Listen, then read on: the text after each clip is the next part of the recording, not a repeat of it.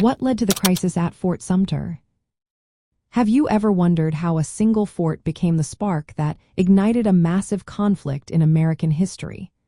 The crisis at Fort Sumter was not an isolated incident but rather the result of a series of political and military tensions that had been building for years. Let's break it down.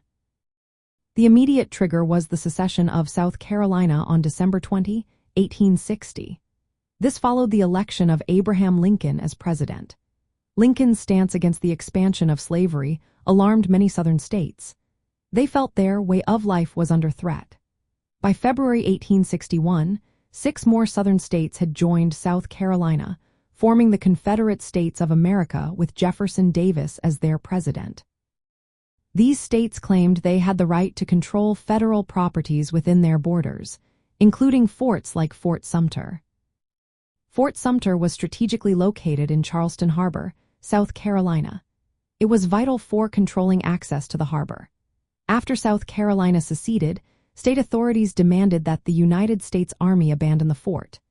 Major Robert Anderson, who was in charge of the Union garrison, moved his troops to Fort Sumter from the more vulnerable Fort Moultrie in late December 1860.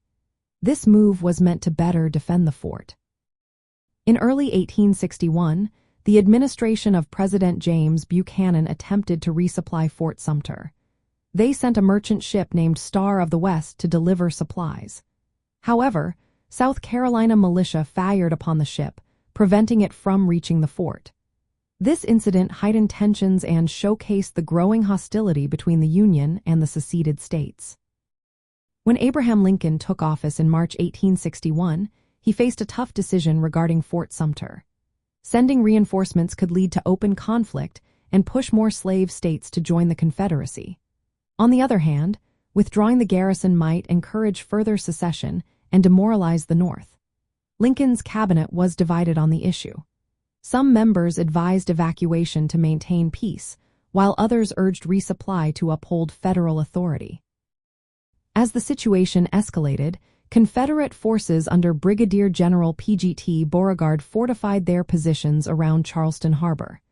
They prepared to challenge the Union presence at Fort Sumter. Meanwhile, the supplies and manpower at the fort dwindled, effectively placing it under siege. Finally, on April 12, 1861, Confederate batteries opened fire on Fort Sumter after Union attempts to send a supply convoy were turned back. After a 34-hour bombardment, Major Anderson surrendered the fort. This attack marked the official start of the American Civil War, galvanizing both the North and South to mobilize for conflict. In summary, the crisis at Fort Sumter stemmed from the secession of Southern states, disputes over federal authority versus states' rights, failed attempts to maintain control of federal forts, and the political challenges faced by President Lincoln.